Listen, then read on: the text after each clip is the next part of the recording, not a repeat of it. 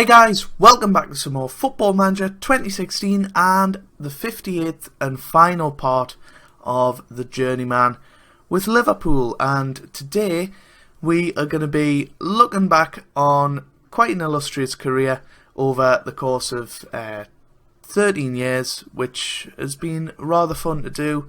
The only reason I've slowed this down is because I'm starting university in a couple of weeks' time. And I simply don't have time to do as many series as I currently have on. And also, if you remember in the last episode, I asked you guys to leave in the comments whether you wanted to see the series stay. There was no comments on that video, so this is the result. The end of the series. It's also my 1 year YouTube anniversary today, so you know, it's a nice place to end Football Manager 2016 on the channel. FM 17 is out in about 5 weeks, I want to say, so it'll give us a good chance to have a break before then, and then recharge the batteries and get going once again for FM 17, which will hopefully be coming on the channel. I don't see why it won't be, but maybe if university is too intense, YouTube will have to slow down a bit, but I'm hoping to keep it at least bi-daily content. So this is the profile page. As you can see on the right hand side, we started at LA Galaxy all those years ago, 2015. I wonder if it still shows on here. It does. That wasn't us. They got sacked, and then we joined and we finished 5th, and then we left after one season actually, because we ended up, you know, falling out with the board about the marquee signings and stuff. I feel like it might not have been that year. No, we definitely. Hold on, am I looking at the wrong thing here? Did we finish 3rd? I don't think we did. I think we left in the months before the 2017 season. I think that's how it worked. And then we joined Marseille. Very surprising job acquisition that we got here. They'd just come off the back of a 9th place finish in the league, and we came in, we took them over. We had some brilliant players. I wonder if the best 11 is still there. It should be. If we go to the 2017-18 season, we had Ben Yedder up front, of course. Is he still knocking about? He's a manager now. But that season he scored quite a few goals, not that many, 6, but he was a key player. We had Alessandrini, he was very good. We had Sergio Canales, I brought him in. I think he was about 15 million actually, thinking of it. Oh, sorry, he was on loan. It was later on when we brought him in for about 15 million. Fortunus on the right hand side, he was a very good player. Kazuki Honda, Zahavi, yeah, I remember him, Iran Zahavi. We had Benjamin Mendy, who we brought along to Leicester with us as well. Rekic, Nikolu and Pizarro, and obviously Steve Mandanda in goal. Bakary Sagna we brought in. Sergio Oliveira was a very good player. In fact, 35 years old now, and he did very well for us at Marseille. 6.75 million we brought him in, and he turned into a bit of a club legend there. So that's pretty good to see.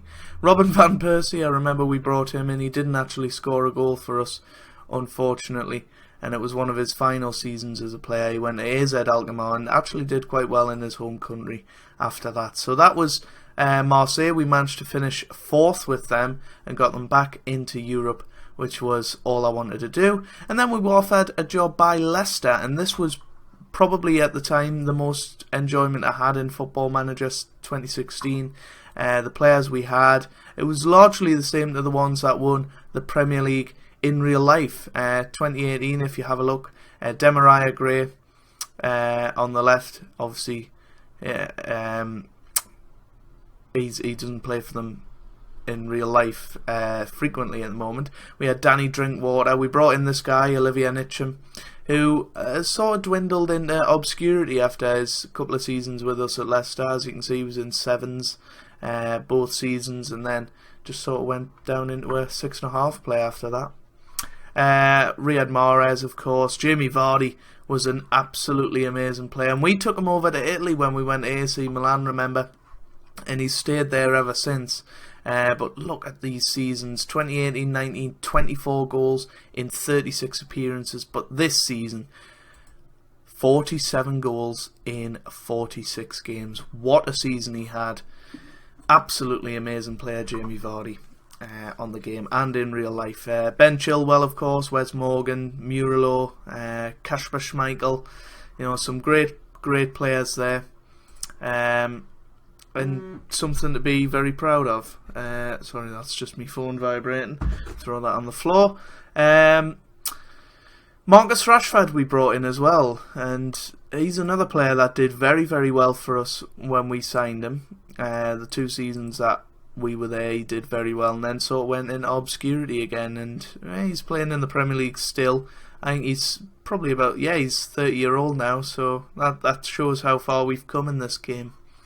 And then the next season, that we brought in Callum Wilson for a record 35 million, I think it was, and in that season he did very well, and he turned out to be a very good player for the old Leicester City.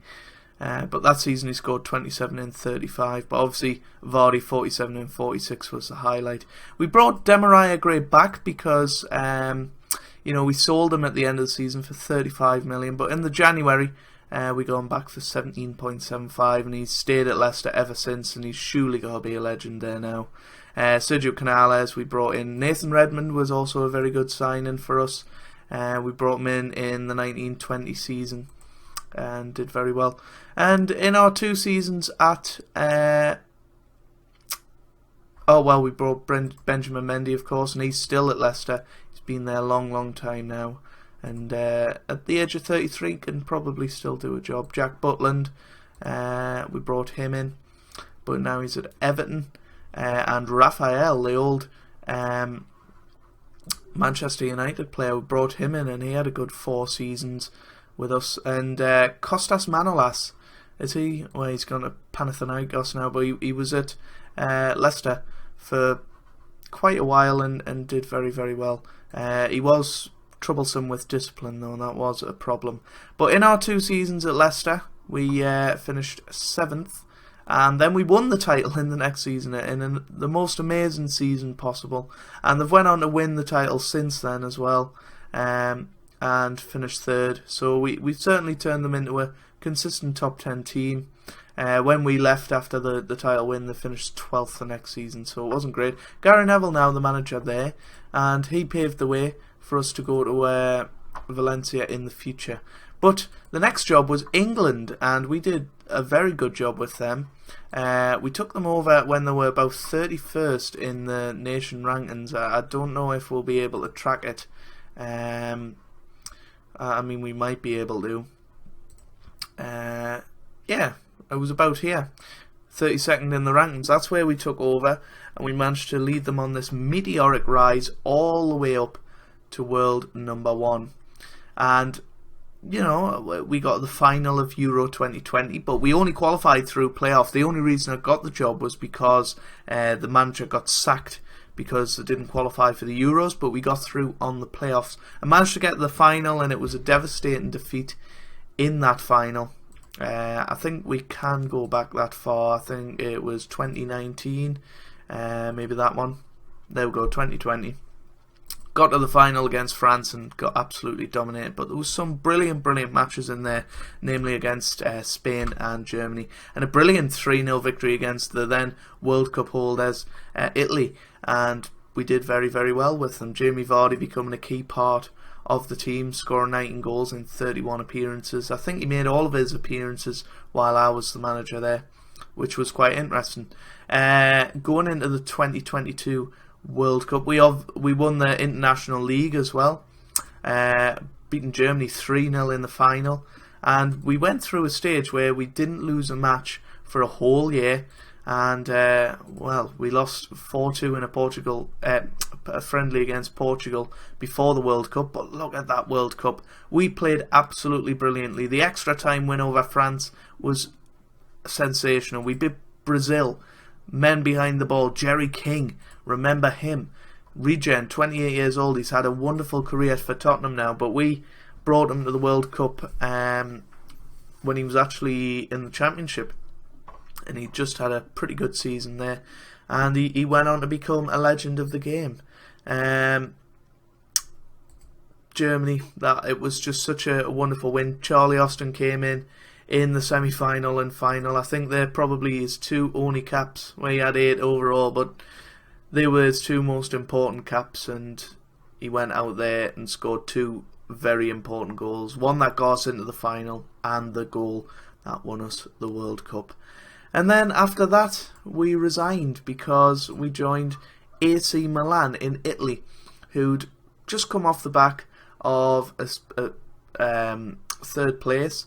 So we went in there and we ran Juventus so close. If we have a look at the season, I remember doing a video, and it was honestly the closest you could ever have.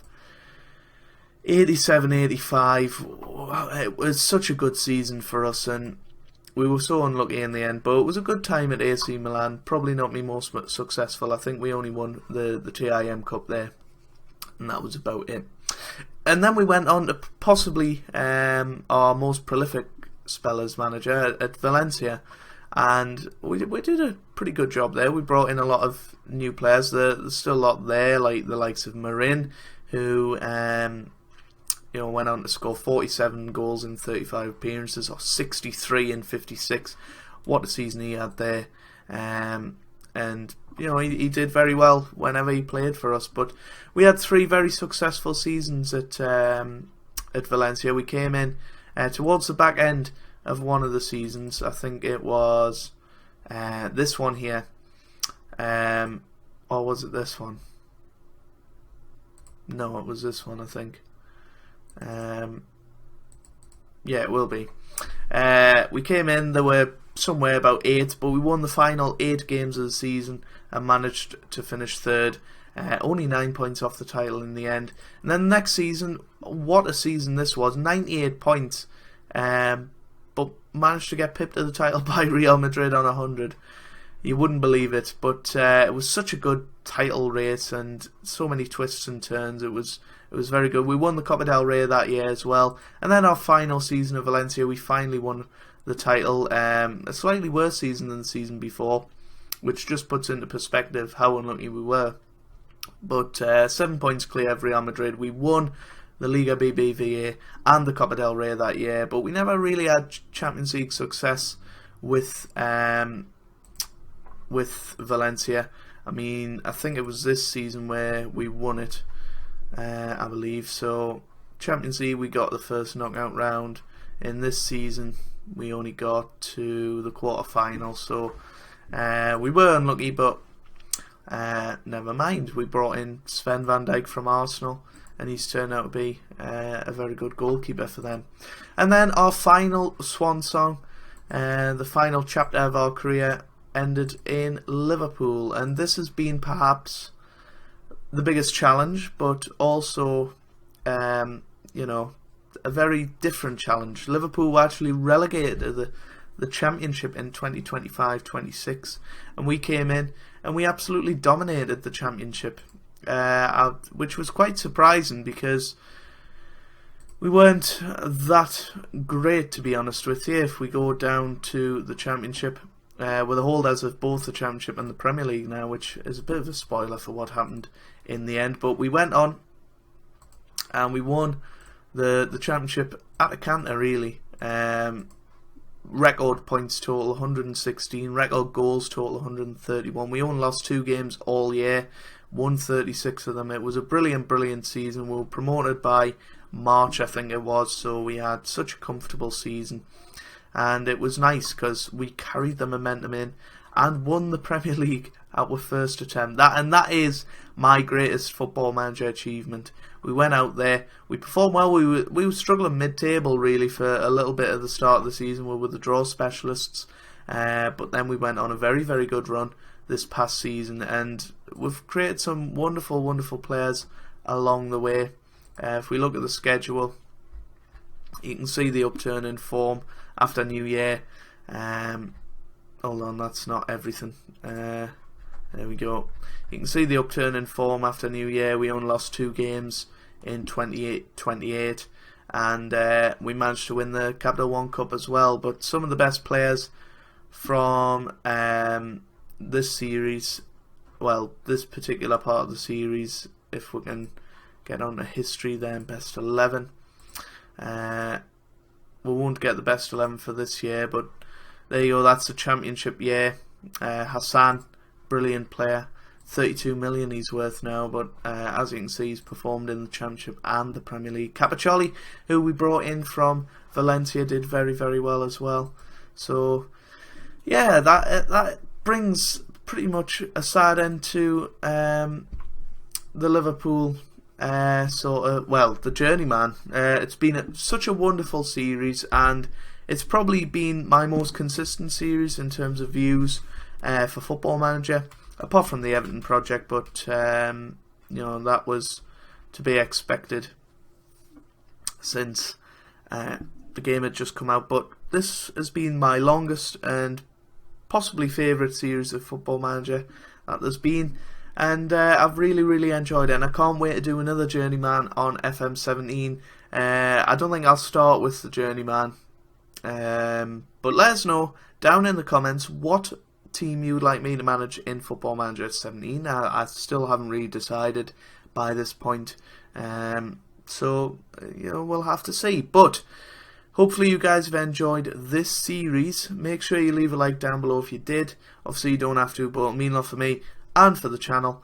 And